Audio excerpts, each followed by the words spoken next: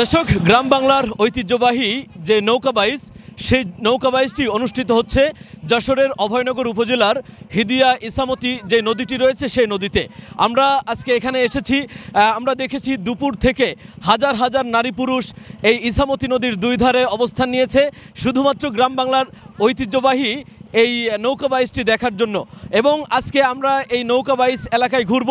সাধারণ উৎসুক যে জনতা রয়েছে তারা কেমন আনন্দ উপভোগ করছেন আমরা সেই বিষয়টি জানাবো আপনাদের। ইসামতি শ্যামনগর এই প্রথমবার নৌকা বাইচ অনুষ্ঠিত হচ্ছে। আমরা সবাই আসছি দেখার জন্য, আমরা সবাই দেখে খুব আনন্দিত। আমি আশা করি প্রত্যেক বছর এইভাবে অনুষ্ঠান হওয়া উচিত। আসলে আজকে ৭ নং সুবরারা ইউনিয়নের এই হিদিয়া গ্রামে এই নৌকা বাইচ দেখতে এসে খুবই ভালো লাগছে। আমি আসলে আশাও করি নাই যে এত লোক হবে এবং সবাই যে আনন্দমুখর পরিবেশে এত আনন্দ করতেছে। এবং নৌকা বাইচের পাশাপাশি জারি সারি গানের যে আয়োজনটা, ওখানেও সবাই খুব সুন্দরভাবে আনন্দ উপভোগ করছে। তো খুব ভালো লাগছে এবং আমি আশা করি শুধু নৌকা বাইচ না, এ ধরনের যত হারানো ঐতিহ্য আছে আমাদের গ্রাম বাংলার, এই সকল হারানো ঐতিহ্য যাতে ধীরে ধীরে আবার ফিরে আসে, সকলে মিলে যাতে এইসব আয়োজন গ্রহণ করে এবং উদ্যোগ নেয়, সেই আশাবাদ ব্যক্ত করছি। আমি আপনার কাছে একটু জানতে চাই, এই যে নৌকা বাইচ দেখতে এসেছেন, কেমন লাগছে, অনুভূতিটা জানাবেন।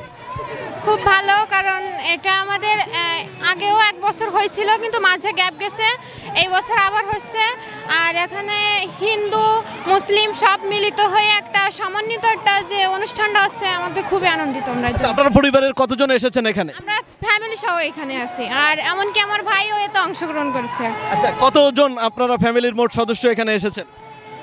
ফ্যামিলিতে আমরা এমনি এখন তো একক ফ্যামিলি, তারপরেও আমরা এখানে আর আশেপাশে যারা আছে আমাদের সবার পাড়ার সবাই আর কি। আমরা বিভিন্ন শ্রেণী পেশার মানুষের সাথে কথা বলছি, তারা আজকের এই নৌকা বাইচটি কেমন উপভোগ করেছে সেটি জানার চেষ্টা করেছি।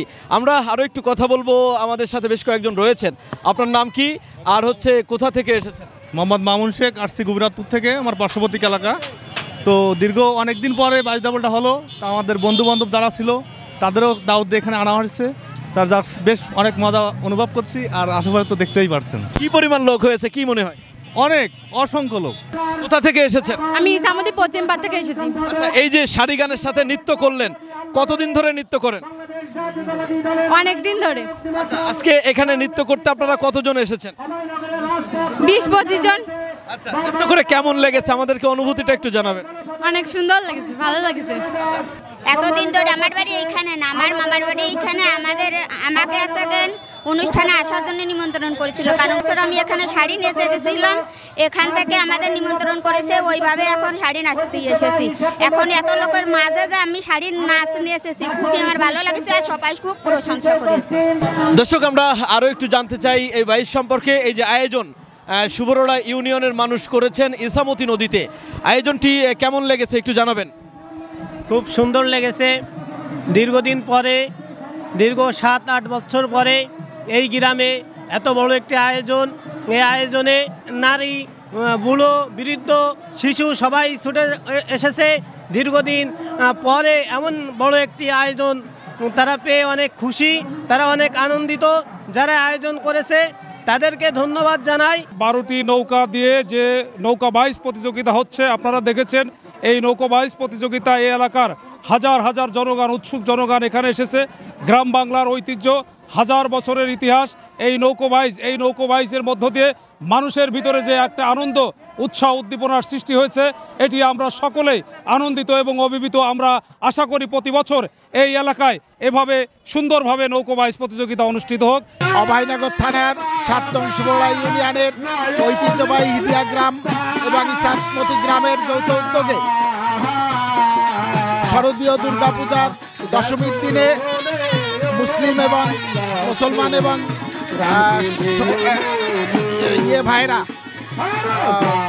হিন্দু ভাইরা মিলে এই নৌকা বাইচের আয়োজন করে।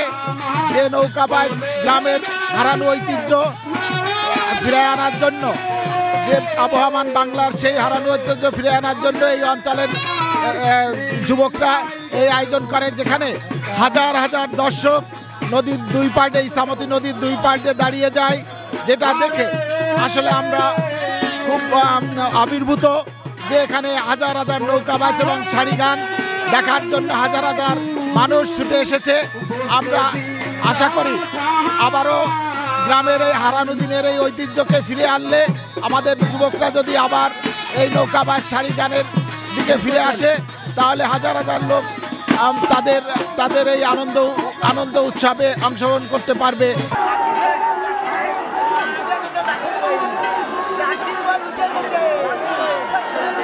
এই নৌকা বাইচে মোট 11টি নৌকা অংশগ্রহণ করেছে।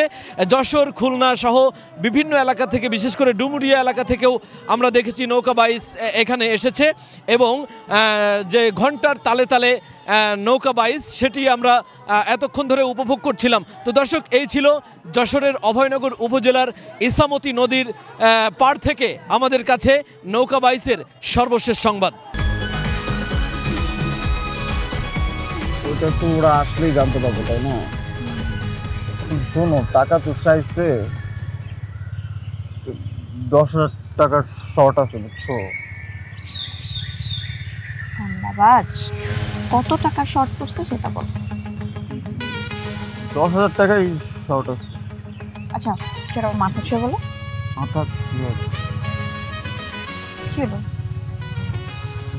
চুপ করে আসছো কেন? ভণ্ডামি, টাউটামি, জায়গা পাও না তুমি? তুমি কি জীবনে ভালো হবে না? শোনো, ভন্ড আর টাউট বলবা না, আমার ইগোতে লাগে। তুমি ওইটাই ঠিক আছে, ভণ্ডামি টাউটামি মানুষ করে, কিন্তু গার্লফ্রেন্ডের সাথেও কোনো কথা?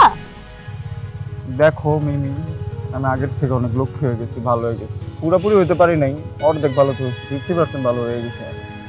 আগে যদি হইতো আমি তোমার থেকে 20,000 টাকা চাইতাম। চুপ।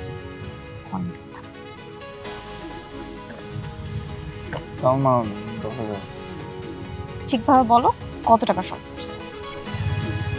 5,000 টাকা লাগবে।